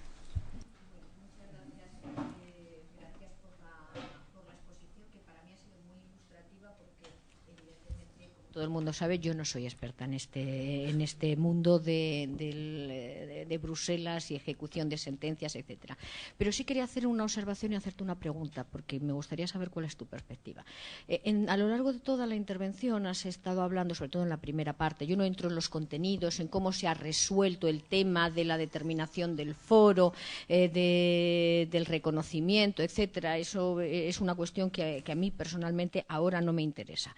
Pero has estado hablando en toda tu primera parte del problema de la relación entre, o estaba implícito, aunque no lo hayas dicho de manera explícita, el problema de la relación entre el reglamento y los convenios especiales o convenios específicos y el problema de la primacía. Y has mencionado expresamente esa utilización del término no afecta, que todos sabemos cuándo se utiliza el no afecta, es decir, cuando no se quiere decir nada, se quiere dejar abierto para que luego quede el tema lo suficientemente indefinido para que se pueda decir no afecta significa que no lo vamos a aplicar, no afecta significa que se produce una aceptación de la validez previa de los convenios y que por tanto los convenios son los que se aplican y no se va a aplicar el reglamento en todo o en parte, o no afecta significa que hay un reconocimiento explícito de compatibilidad. Todas esas opciones son posibles,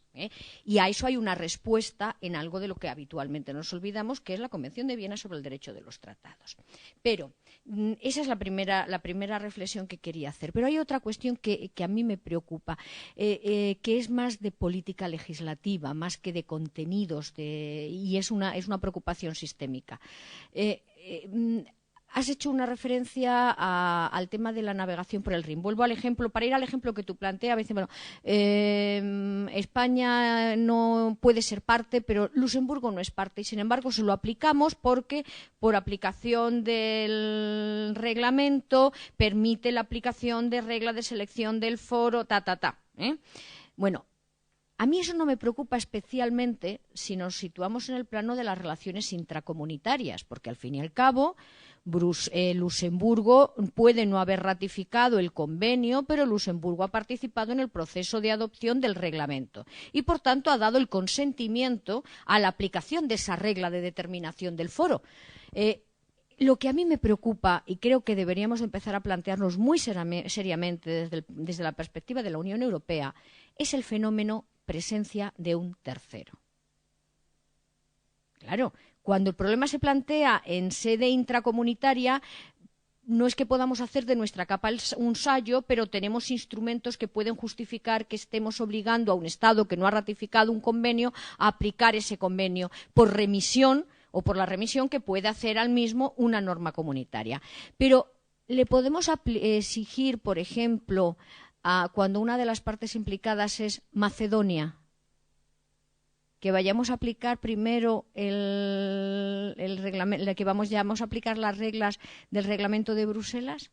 Me estoy refiriendo, además, a las afirmaciones reiteradas que hace el Tribunal de Justicia, a la que tú te has referido. Decir, bueno, es que, claro, a la hora de determinar si aplicamos el reglamento de Bruselas y la compatibilidad del reglamento de Bruselas con el convenio, con los convenios específicos, hay que hablar de la, no recuerdo exactamente la palabra que has empleado, de la compatibilidad, de la adecuación a los objetivos. Hombre, de eso nos tendremos que preocupar los que somos miembros de la Unión Europea.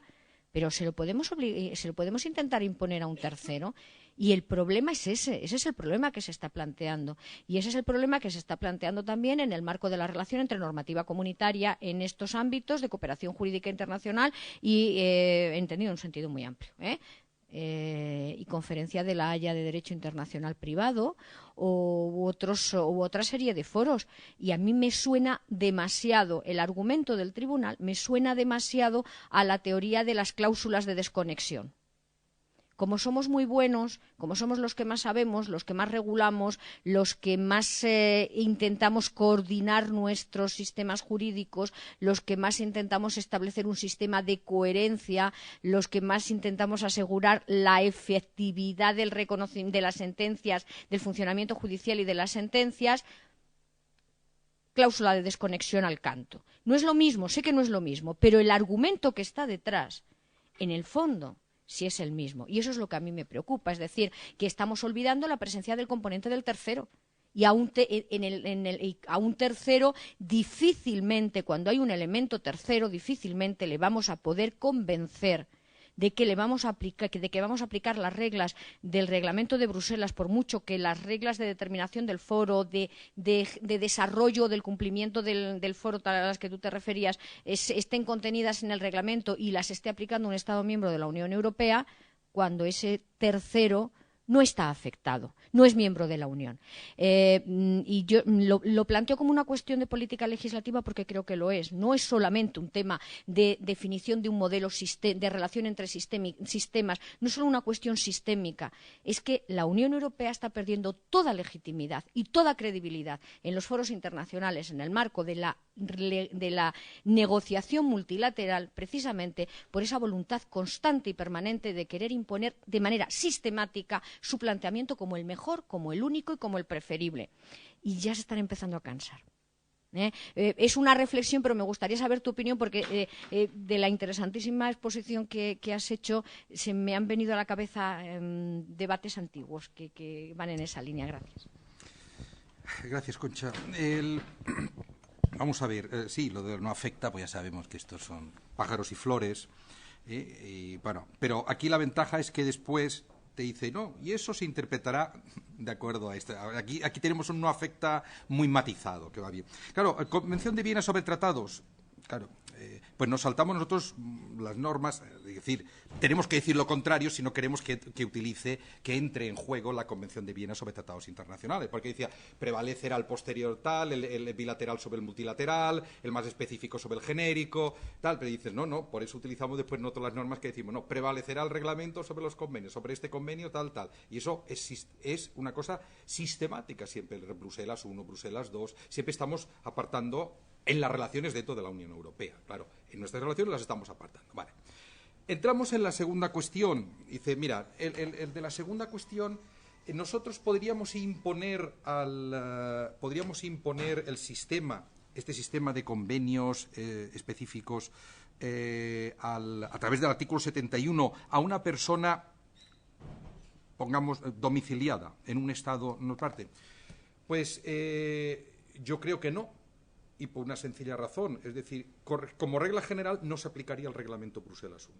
El Reglamento Bruselas I exige que el demandado esté domiciliado en un Estado miembro de la Unión Europea. Regla general que se ve matizada por dos excepciones, que es el tema de las competencias exclusivas, que obviamente aquí la competencia exclusiva no entran en juego ningún convenio especial, y el de la sumisión expresa o tácita, que en estos casos sí que se exige que al menos una de las partes esté domiciliada en un Estado miembro. ¿Y por qué se dice una y no se especifica? Porque obviamente cuando tú estás hablando... La tácita tiene muchas teorías, yo te estoy diciendo ahí, doy por supuesto que basta una, yo creo que es la más acertada, pero ahí podríamos discutir. La expresa está claro porque lo dice. ¿Y por qué lo dice? Porque tú cuando concluyes un acuerdo de sumisión, normalmente en el 98% de los casos lo haces antes. O sea, cuando concluyes el negocio jurídico. Entonces no sabes quién va a ser demandante y demandado. No se ha constituido la litis. Por lo tanto, es de cajón que digas, basta que una en el momento de surgir la contienda, la diferencia, que no la demanda, sino que haya ya la desavenencia entre ellos, al menos uno esté domiciliado en un Estado miembro, para que se le aplique el artículo 23 del Reglamento Bruselas I, y si no, pues lo regiríamos por el artículo 22.2 de la Ley Orgánica del Poder Judicial en España. No habría más problema. Pero claro, si no, la regla general es que el demandado tenga su domicilio en un Estado miembro, y eso se deduce del 3 y del 4 del reglamento, cuando hablan que si no el demandado no está domiciliado en un Estado miembro, entonces se aplicarán las normas internas de cada Estado. Entonces, ¿qué pasa? Que después nos podemos encontrar, pues yo a veces sea reticente con las decisiones del Tribunal de Justicia de la Unión Europea. Y decía, bueno, es que últimamente, yo al menos personalmente asisto a pasmos de cuando leo estas sentencias del Tribunal de Justicia. Voy a citar una que a mí especialmente, yo lo he puesto por escrito, no tengo por qué decir, casi lo he escrito, que me parece un auténtico que se le fue la pinza al Tribunal de Justicia. Es decir, el caso Sunderland. Un patinazo increíble. O sea, el artículo 6 del Reglamento Bruselas I dice que cuando el demandado... No dice, cuando una persona tenga la nacionalidad de un Estado miembro, o una persona que tenga la nacionalidad de un Estado miembro, o tenga su residencia habitual en un Estado miembro, o el domicilio en el Reino Unido o Irlanda, solamente podrá ser emplazado ante los tribunales de un Estado miembro en virtud de las reglas anteriores. Bien. Clarísimo, domicilio del demandado en un Estado miembro. Si no, no se aplica el Reglamento Bruselas I. Y aquí llegamos con el caso Sunderland. La señora Sunderland, sueca, residente en Francia, casada con el señor, no me acuerdo ahora el nombre, era cubano, residente, se separan, se va a vivir a Cuba y surge el litigio. La señora Sunderland dice, pongo demanda ante los tribunales suecos de acuerdo, porque también sabía, de acuerdo con las normas suecas, porque me he ido a vivir allí. Entonces dice, no, es que el Reglamento Bruselas II dice que el último domicilio de las partes tal y por lo tanto ante los tribunales franceses. Y se levanta el Tribunal de Justicia y el Tribunal de Justicia dice, no, claro, mientras en pleitos sobre materia matrimonial, mientras sean competentes los tribunales de un Estado miembro de acuerdo con los foros del propio reglamento, hay que aplicar los foros. ¿Me quiere usted explicar cómo interpreta el artículo 6? Pues nada, que no ha entendido el artículo 6, ¿qué quiere que le diga? Otra cosa es que es muy complicado, que tengamos que establecer nosotros la geneidad del reglamento Bruselas II. Pero claro, decirle que un juez español tenga que determinar si fulanito de tal tiene el domicilio en el Reino Unido, tela marinera. ¿Qué es el domicilio? Claro, cosas inglesas. Pero claro, el domicilio, yo digo a mis alumnos, no me digáis eso, pero para que os hagáis una idea, es como una vecindad civil. Te sigue por todo donde vas. Nosotros tenemos británicos, claro, en Mallorca, claro, que están allí hace años, viviendo tal, y tienen su domicilio en el Reino Unido. Mientras tenga la nacionalidad británica. Pero eso fue un invento que sacaron para que cuando la India era colonia inglesa, resultaba que el coronel Oliver, que se había ido los primeros años con su mujer a la India a hacer carrera, la mujer se cansó, se regresó al Reino Unido, y el tío se dedicó pues a acostarse con todas las indias que le daba la gana. Entonces la mujer, ya cansada, cuando los cuernos ya no le pasaban por el castillo escocés, entonces pedía el divorcio. ¿Y entonces qué decían los tribunales ingleses? No, son competentes los tribunales de la India, que es donde está el señor Oliver, allí pasándoselo en grande. Decían, no, claro, que se vaya a la India a divorciarse. Y entonces se sacaron la teoría del domicilio. Y dijeron, no. Es cierto que el coronel Oliver lleva 30 años en la India y 25 poniéndole los cuernos a la señora Oliver. Es cierto, nada que decir. Ahora bien, como él, en el fondo es accidentalmente, él continúa teniendo el domicilio. No dijo ni la residencia ni el domicilio. El domicilio en el Reino Unido. Por lo tanto, eso compete a los tribunales ingleses y le aplicará la ley inglesa. ¿Por qué? Porque la ley inglesa sobre divorcio, tela marinera. No saben lo que es un régimen económico matrimonial. ¿Qué es eso? Gran problema que hemos tenido para el reglamento sobre régimen económico. La primera sesión, el primer minuto de la sesión, se levantó el representante inglés y dijo, defíname qué es el régimen económico matrimonial. Porque el juez inglés reparte los bienes en un divorcio en equidad.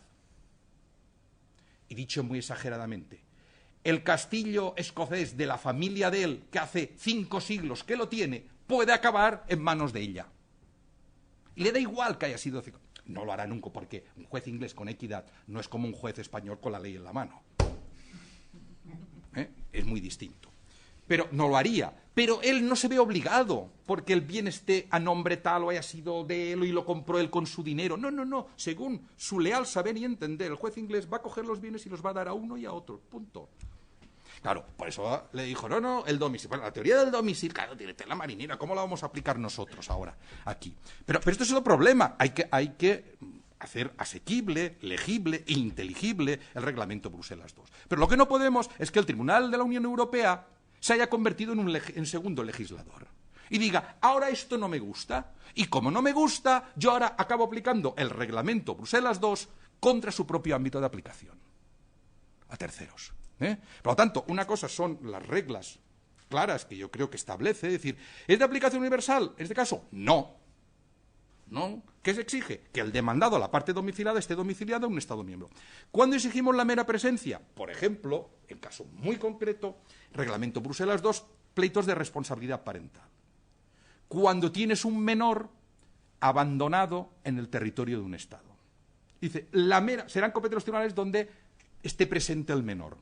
Claro, porque tú tienes un menor que está abandonado y tienes que defender al menor de la sociedad y también a la sociedad del menor, porque hay menores y menores.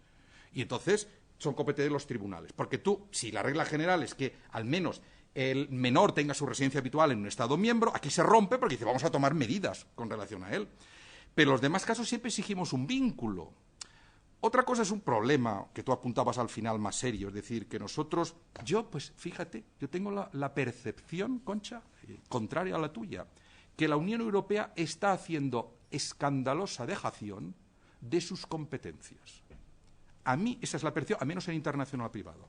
Me parece un escándalo que no haya sido capaz de adoptar un reglamento sobre obligaciones alimenticias para resolver los problemas reales de la Unión Europea, que serían mucho más fáciles, y colgarse de la Haya, con un problema muy grave, que entrará en vigor el reglamento cuando entre en vigor el protocolo de la Haya del 2007, que no ha entrado en vigor, pero que nosotros dijimos que lo aplicaríamos provisionalmente, cuando esto, según el derecho de tratados, lo tiene que prever el propio instrumento, y el propio instrumento, el reglamento de la Unión Europea, no prevé la aplicación provisional.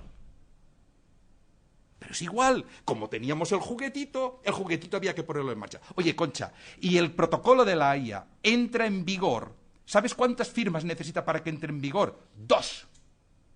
ni tiene 2 firmas de ratificación el protocolo de La Haya. Cojonudo que nos ha salido el protocolo. Ni 2 firmas tiene, coño. No, pero te digo que tenemos problemas.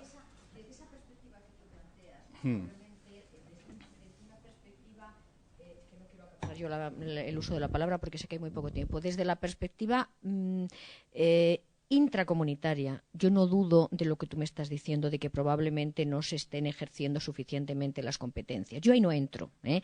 Yo a donde voy es a una fase ulterior. Es decir, una vez que hemos ejercido las competencias en el ámbito interno, y una vez, intracomunitario me refiero, y una vez que se han tomado decisiones y fórmulas de cooperación jurídica internacional, y en otros sectores también, no solamente en este sector específico, pretendemos imponerlas como lo santo, bueno e inamovible en el marco de las negociaciones internacionales, fundamentalmente cuando es la Comisión quien negocia.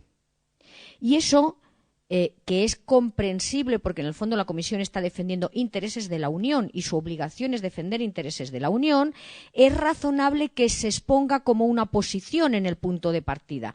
No es admisible que se imponga, que se plantee como una condición que invalide, que impida la negociación, que bloquee la negociación y que lleve a que otros Estados no se adhieran a ese convenio internacional o que no concluya, o que si concluye la negociación los demás Estados lo ven como una imposición de la Unión Europea y por consiguiente dicen, pues mira, a mí esto, señor, no me interesa. Y eso está pasando. Hay que pensarse recientemente algunos instrumentos de La Haya, ¿por qué no están siendo objeto de ratificación por terceros? Y hay que pensarse qué está pasando en la Comisión de Estado Civil Internacional o qué está pasando en el Consejo de Europa con determinados convenios que no están recibiendo ratificaciones por parte de terceros. ¿Por qué? Porque son vistas como una imposición de la Unión Europea y en ese sentido es en el que señalo que quizá estamos perdiendo legitimidad. Yo no entro si internamente se está legislando o no se está legislando. Lo que planteo es que cuando la Unión Europea se está olvidando de que es un actor internacional más, cuyas competencias no están claramente definidas y repartidas con sus Estados miembros, con lo cual basta con ver el problema que se planteó en la negociación de la reforma de los estatutos de la Conferencia de La Haya. Solo con ver eso ya sabemos ante qué problema estamos. Pero la Unión Europea se está olvidando de que es un operador internacional más, un actor más. Y pretende decir, sí, pero yo aquí intervengo, pero como yo tengo mi propio sistema y además mi sistema es mejor, en caso de dudas, siempre a la viuda. Perdón por la vulgaridad de la expresión, es a lo que iba, perdón por haber abusado del tiempo. Muchas gracias, Concha. ¿Tiene la palabra Mónica Ranz, allí detrás? Sí. Bueno, en primer lugar, muchas gracias por la exposición. Yo quería conocer... Mónica, espera un momentito, esto es. Gracias. Muchísimas gracias por la exposición y, Concha, muchísimas gracias por los comentarios porque, desde luego, es un tema importantísimo. Y ahí lo de lo que ha dicho Concha, yo quería conocer cuál es el punto de vista del profesor Garau en torno a un tema que él conoce mucho, que son los acuerdos de elección de foro. Entonces, por ejemplo, en el caso en el que tengamos el convenio de elección de foro todavía es un convenio que no está en vigor, pero es un convenio que tiene una interacción con el reglamento de Bruselas, con el nuevo, con el 1215, y lo que quiero conocer es cuál es su punto de vista, teniendo en cuenta las sentencias que hay en este sentido, cuando tenemos una empresa que está domiciliada en un tercer Estado, otra que está domiciliada en un Estado miembro, acuerdan la competencia de un tribunal de un Estado miembro y finalmente imaginemos que el convenio de elección de foro está en vigor y para la determinación de la validez de ese acuerdo de elección de foro no se utiliza el nuevo 1215, sino que se utiliza el convenio de La Haya de 2005. El convenio de La Haya del 2005 de elección de foro no tiene normas de litispendencia. Adrede o no tiene normas de litispendencia. Entonces, ¿cuál sería su posición en torno a si hay una posible litispendencia, de la utilización de esas normas que un convenio internacional no tiene, imponerlas por parte del reglamento 1215? Vamos a ver, yo tengo que realizar una advertencia previa. Yo, en principio, como regla general, que tiene excepciones, solamente me interesan los textos cuando aparecen publicados en el Boletín Oficial del Estado. Y además, con los convenios de la Haya me pasa una cosa, es decir, yo no quiero perder el tiempo, porque posiblemente no consiga las ratificaciones para que entre en vigor. Y si repasásemos la lista de convenios, nos iban a salir muchos que no han entrado jamás en vigor, lo cual a mí me parece una pérdida de tiempo dedicarme a un convenio que no sé si lo voy a tener que aplicar alguna vez. No quiero despreciar, pero es que es así. Esa es mi regla general. Lo mismo que cuando la gente habla de proyectos. El proyecto dice, no, perdona, mira, cuando salga la ley en el BOE, yo entonces me la estudiaré en profundidad, porque esto cambia, te lo coge cualquiera y te da una vuelta total de manga aquello. Bueno, dicho lo otro, según la interpretación que tendríamos ahora, sería que como el convenio específico sobre elección de foro no tiene normas específicas, lo que llama aquí las normas de competencia judicial internacional, esa es una de las reglas en las que se basa, es decir, no tiene normas específicas, entonces tenemos que ir con las del Reglamento Bruselas I.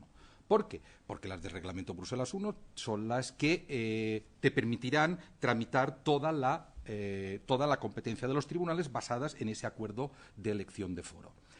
¿Que nos puede gustar o no? Mientras no se cambie la interpretación o se cambie el tenor literal del reglamento Bruselas I, en lo que se refiere a eso, sería que la cosa está así, porque, muy bien, tenemos un acuerdo de elección de foro, que además, mientras no esté en vigor, en fin, cosas más raras he visto ya en la jurisprudencia, que acaben aplicando un convenio que no está en vigor. Pero utilizarlo ni siquiera como cosa interpretativa.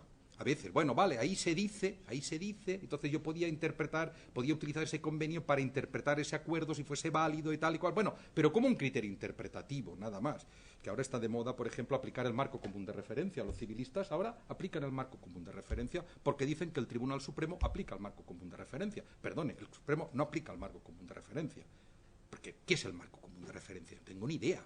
¿Qué es eso? Son unas cosas que están por ahí circulando, los caprichos de un profesor que se ha dedicado alemán y otro danés a escribir sobre eso, pero eso está completamente muerto. Claro, decir que lo utilizan, no, se utiliza como argumento ad abundancia. Oiga, si el marco común dice sobre esto, ¿parecería lógico que utilizásemos esto? Vale, pero claro, yo, Mónica, mientras a mí no me haya entrado en vigor, y si entra en vigor, ¿en qué condiciones? Si la Unión Europea mantiene eso, yo soy partidario, bueno, en una interpretación yo defendería, salvo que se cambie la jurisprudencia, que habrá que aplicar el reglamento Bruselas I a estas cuestiones, por ejemplo, de litispendencia. Lo demás, o sea, que acabemos como decía Concha ahora, que tú en eso sabes mucho más que yo, la parte cómo está la parte internacional de qué consideración tenemos nosotros y que si estamos en un imperialismo jurisdiccional, la Unión Europea, vale, pues eso se tendrá que medir mucho la Unión Europea que hace. De todas maneras, tampoco es lógico, pero tú me hablabas convenios del Consejo de Europa, que en este momento hemos ratificado, me acuerdo que el último que vi, que habíamos ratificado, que con referencia internacional privada, había sido uno de adopción. ¿Por qué ratificamos un convenio del Consejo de Europa sobre adopción, por favor? O sea, no tenemos el del convenio de la Haya, que funciona, que tiene unas ratificaciones brutales. Es decir, ¿qué ratificamos? ¿Un convenio para 3 países, para 2 países? Que además y con problemas de colisión entre ellos. ¿Para qué vas a ratificar un convenio con un marco de aplicación muy reducido, 43, cuando tienes otro más amplio, que es la Conferencia de Derecho Internacional Privado de la Haya? Vale, pero ese no es el tema. Ese mismo tema se está planteando en el marco de la Unión Europea en este momento para decir, hombre, ¿para qué vamos a ratificar convenios del Consejo de Europa cuando tenemos nuestra propia normativa comunitaria? O vamos a ratificar un convenio del Consejo de Europa, pero vamos a decir cláusula de desconexión. Por tanto, yo voy a aplicar siempre el derecho comunitario. Ahí ya no lo veo tan claro, porque, claro, el número de sujetos al que se aplica es radicalmente distinto. Y un Estado puede tener legítimamente interés en tener regulado el modelo de relación entre España y Macedonia, que se regula solo a través del convenio del Consejo de Europa y no se regula a través del derecho de la Unión. No, es muy complicado, pero eso nos lleva a lo que yo te decía antes. Creo que, bueno, este país no ha tenido nunca una política de tratados. Poner banderitas o cruces en todos los convenios de la Haya, el listado, y cada vez que ratificamos uno ponemos una cruz. A ver cuántas cruces rojas tenemos al final. Yo creo que no hay... O sea, es ratificar por ratificar y tenemos convenios que no se aplican. O sea, a poco para un artículo que tuve que escribir, convenio de La Haya del 1971 sobre responsabilidad de accidentes de circulación por carretera.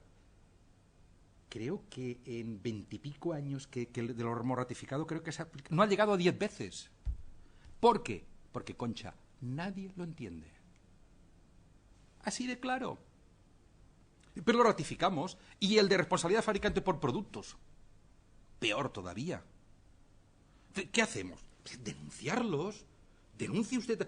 Tenemos un reglamento Roma II sobre ley aplicable a obligaciones extracontractuales que además dice, bueno, si un Estado es parte, que aplique el otro. Es decir, España, ahora tenemos un reglamento. Vamos a ver. Reglamento Roma II que me gustaría que alguien me dijese para qué sirve. Vamos a ver. Pero de verdad, ¿qué obligación extracontractual importante podemos meter en España el reglamento Roma II? ¿Accidentes de circulación? No, porque tenemos el convenio de La Haya del 71. ¿Responsabilidad por productos? No, porque tenemos el convenio de La Haya del 73. ¿Atentados al honor y propiedad? No, porque el lobby periodístico hizo tanta presión que lo sacó del reglamento. Los daños con el medio ambiente, o sea, las demandas con daños del medio ambiente, cada despacho, cada semana tiene varias, ¿no?, de demandas contra el medio ambiente.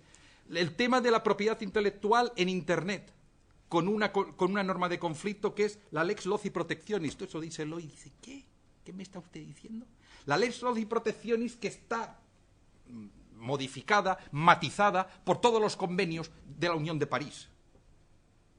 Que te incluye reglas personales, reglas territoriales, a si la primera publicación fue en un estado de la Unión, si no, tal y que cual.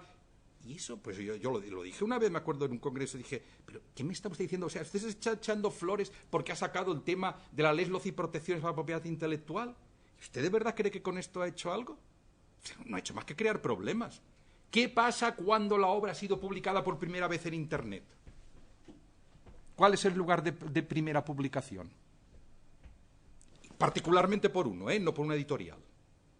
Claro, es que tenemos unos problemas, por eso te decía que es que no salimos de asombro. Claro, y tenemos el reglamento Roma II, estamos encantados de conocernos, de haber hecho el reglamento Roma II sobre las obligaciones extracontractuales. Pero ya me dirás tú, ¿a qué negocio jurídico importante, fundamental, que se ve cada 2 por 3, le podemos aplicar Roma II? Conclusión, yo explico las obligaciones extracontractuales a mis alumnos diciendo, hay un reglamento Roma II, cójase los apuntes y léanselo. Vamos a un accidente de circulación, que esto es lo que se van a encontrar. Y no se aplica Roma II, se aplica el convenio de La Haya del 71. Y obviamente las normas internas sobre ley de responsabilidad civil y seguro la conducción de vehículos de motor, claro. Lo otro. ¿Delitos contra el honor y propia imagen? Pues no, perdone, no está en Roma II. Lo tenemos fuera. Pero estamos encantados de haber hecho un reglamento Roma II. Que no se aplica. Concha, ¿qué quieres que te diga? Obviamente todo esto es discutible, Yo es que soy un provocador nato, como dice Marina. Y muy brevemente, ¿hay alguna pregunta más? Tenemos que marcharnos porque la sala tiene también su momento temporal. Y el técnico también. Les agradezco mucho la asistencia, espero que hayan disfrutado y nos vemos en el próximo. Gracias, Federico. Gracias.